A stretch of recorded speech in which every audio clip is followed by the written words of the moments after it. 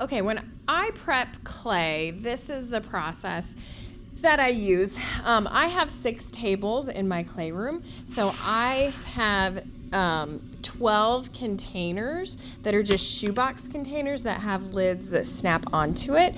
So what I do is I wet a rag and then I open the rag up to fill the inside of the container. Then I pre-cut slabs of clay from the original box of clay. Okay, I learned this technique from another teacher. I don't like to use wire cutters, and they showed me how you can just cut a slab, a brick of clay like you would a wedding cake. So I just cut in half from one side, and then I cut in half from the other side. Then this piece will separate. And now what I do is I just cut it down into smaller segments. So this is the starting piece of clay that students will get for their project. I keep their projects kind of on the smaller scale, number 1 for storage, and number 2 so I can fit more projects in the kiln at one time. So then what I do is I just put in 1 piece of clay per student that is at the group. So I've got 4 in here initially to begin with. My bigger classes, I put 6 pieces of clay in there. And then we just fold the rag over the top. We throw that lid on there. The lid snaps on so it becomes airtight. Then I have 1 bucket at every table. So this is kind of what the table setup will look like. The basket of tools, 1 clay bucket, and then they'll have 2 different slip containers. So the benefit of the bucket is I can pre-cut this. It's not gonna dry out because it's sealed up tight. Then I have 6 tables, but I do 12 of these buckets. So I keep a set ready for my afternoon classes.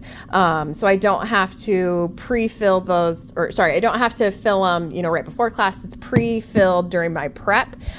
So here's my process of reclaiming clay. I have 2 different tubs on these rolling chairs, and 1 tub is for really leather hard clay. So this clay is not really usable because it's so leather hard for with what I want my kids to make. So I teach the students at cleanup, they do not keep their unused clay. They smash it like a pancake. So I teach them how to do this. I say it should be as flat as the palm of my hand. Then I push that chair around to their tables. I pick up their pancakes and I layer a row of pancakes in the bucket.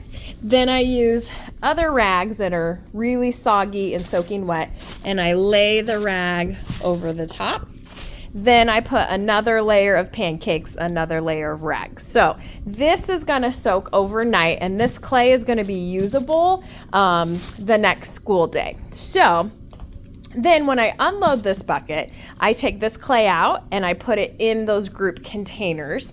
And then I actually have a second bucket that is all fresh, usable clay. So this one stays empty, so it's just leather hard clay. Once I filled the buckets, then the overflow goes in here. So really, this is all soft clay ready to be used, so I can use this to refill my table buckets as well. So I just have soaking wet rags in here with a lid on it. The plastic bag helps keep that from leaking.